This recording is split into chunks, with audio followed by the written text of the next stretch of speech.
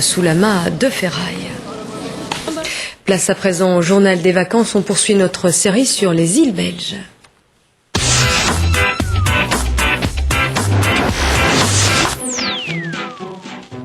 Et ce soir, je vous emmène sur l'île Robinson et rassurez-vous, inutile de prendre l'avion, sauf si vous n'êtes pas en Belgique, car cette île, elle se trouve à Bruxelles, dans le bois de la Cambre, perchée sur un lac aménagé à la fin du 19e siècle et qui fut surtout célèbre pour son chalet, disparu dans les flammes en 1991, et il devrait bientôt revoir le jour. Lucie Dendoven.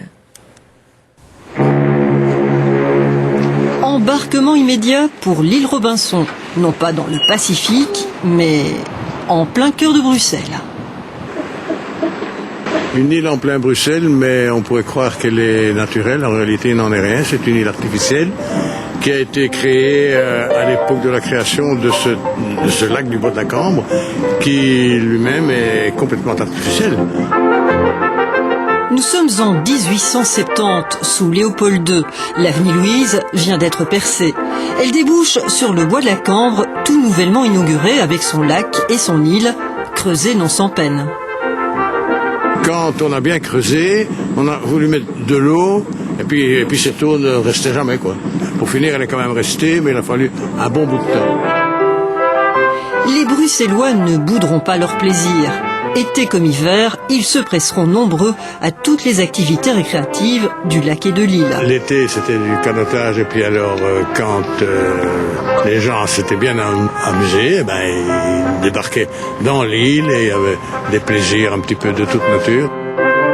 L'hiver, on patinait, il y a eu des concours de patinage.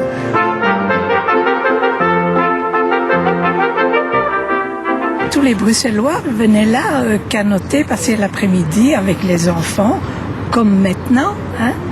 C'était un tout autre genre.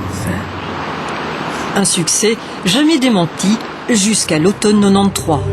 Il ne reste que cendres et décombres de ce qui était le lieu de promenade privilégié des Bruxellois.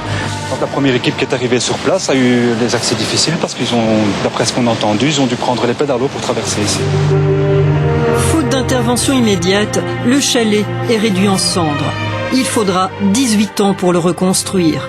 Pourquoi un tel délai? Il y a des désirs, des monuments ici qui contraignent un peu le projet, donc ça a pris beaucoup de temps, effectivement. Il fallait reconstruire un chalet à l'identique? À l'identique, oui, comme en 1880. C'est toute une histoire, c'est une idée, c'est une image, et les gens, je pense, ici, veulent retrouver le côté familial, le côté convivial, le côté chaleureux que le chalet avait toujours, c'est-à-dire les familles viendront s'y promener, viendront prendre une gaufre, une glace, ou mangeront le soir, le midi. Ils pourront même renouer avec la tradition du concours de pêche qui se pratiquait déjà au 19e. Mais auront-ils assez de poissons? Je me demande si la veille, il ne faudra pas peut-être en rajouter quelques-uns. L'île Robinson, toute une tradition que les Bruxellois ne sont pas prêts de lâcher, puisque dès septembre, l'île sera de nouveau accessible. Et demain, le journal des vacances vous fera découvrir l'île d'Amour à Onsarem.